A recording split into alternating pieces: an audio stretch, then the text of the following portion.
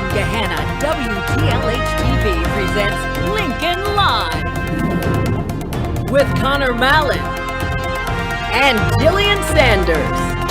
It's not a traditional school play. This one addresses some current issues. We'll preview She Kills Monsters. Making a commitment. Lincoln athletes sign on the dotted line. And it's Veterans Day. We'll take you to the Lincoln Veterans Day ceremony. You're watching Lincoln Live.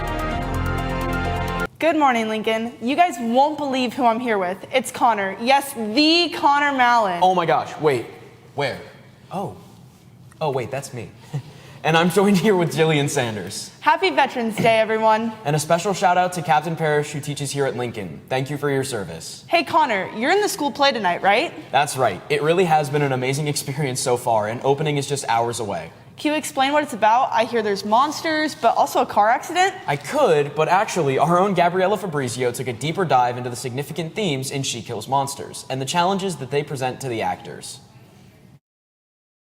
It's about adventures and saving the world and having magic.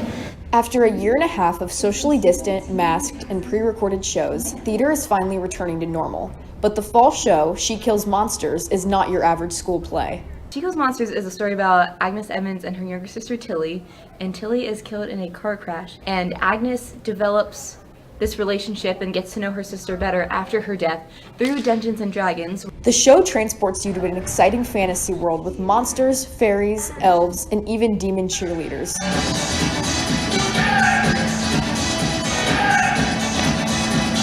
But there are also a lot of heavier topics as well, such as grief, discrimination, denial, and acceptance.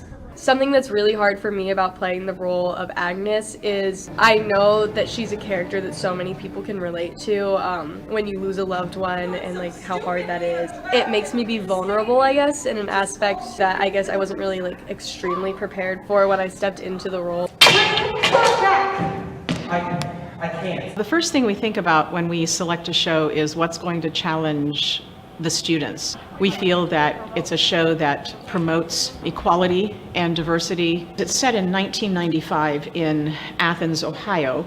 We do have some LGBTQ characters in the show.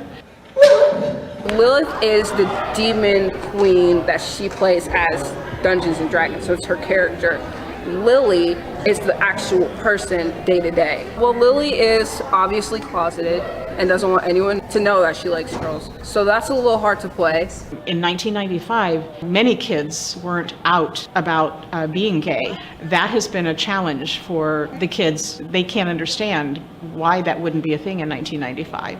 But Gahanna isn't the only one putting on this show this year. Hillsborough High School near Cincinnati is also putting on She Kills Monsters, but they aren't as lucky as we are. A minister raised some concerns about the content and having LGBTQ characters in the show, and the board took it off. Reading that article was so devastating. It's just such a huge deal to be able to represent those stories and be able to perform in such an open community that allows for these stories to take the stage. It means a lot to me because I relate to most of the stuff that's in this play. I guess I didn't realize, like when we first started rehearsing the show, like how important the show was and what a deep message it had. The one thing the kids told me after they read the show is that it's so real and so pertinent to make sure that this platform is voiced and put out there for people. The fall play has been full of challenges, but it's nothing Gahanna's theater department can't handle. This is Gabriella Fabrizio for Lincoln Live.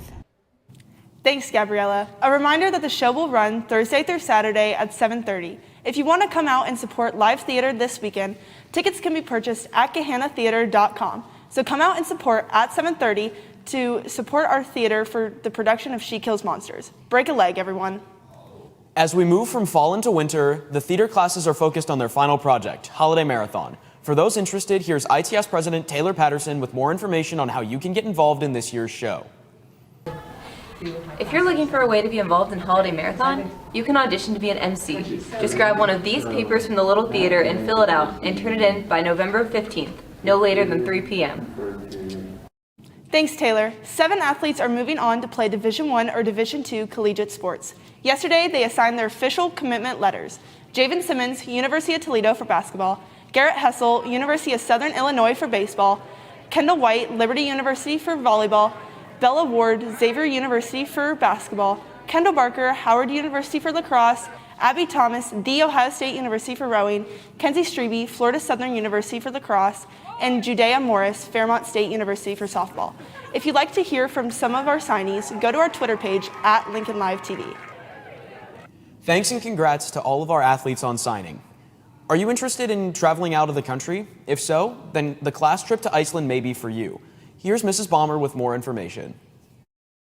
We are having a meeting for our Iceland trip on Monday, November 22nd at 5:30 p.m.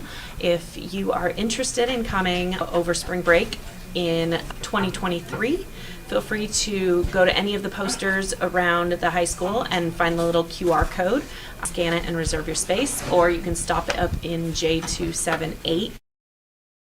Thank you. Attention S Club members. Your next meeting is today in room H113 at 3. Moms2Be will be here to accept our PJ donations and talk about their great organization. Make sure you bring your friends.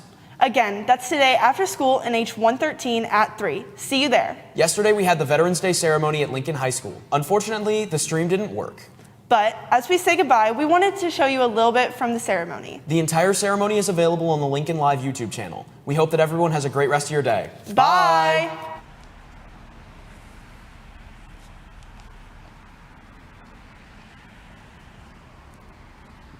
God bless America, my home sweet home. It is important for us to remember to pause for a moment to pay respect, honor, and say thank you to those who have protected our country.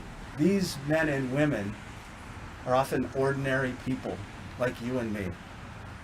And they always serve so humbly and so dutifully. My father was a corporal in the Marines during World War II, and he served in the last 2 years of World War II. Today, as we honor all veterans who have served and those who have given the fullest measure of service, we also dedicate ourselves to serve our community and our country as best we are able. It is said when someone enters the military that they write a blank check. And up in the top of made payable to, they sign it to the United States of America. And in the section where it says the amount, it says up to and including your life. I signed that check, as did any other veteran here. All veterans were just ordinary people, just like all of us here today, until they heard that call to duty, and they answered that call to duty. We left our families, we left our loved ones, we left our homes, and we left our lives behind us. But we went to maintain a way of life. And that way of life was freedom. Veterans Day isn't just a day for veterans. It is a day for all Americans. It is a day to remember why they were fighting, and a day for all of us to begin our journey forward in protecting those freedoms for many future generations. Neil H. Dial, 2nd Lieutenant, U.S. Air Force, Cold War, class of 1940. Benjamin F. Dunkel, Private U.S. Army, Korean War, class of 1947.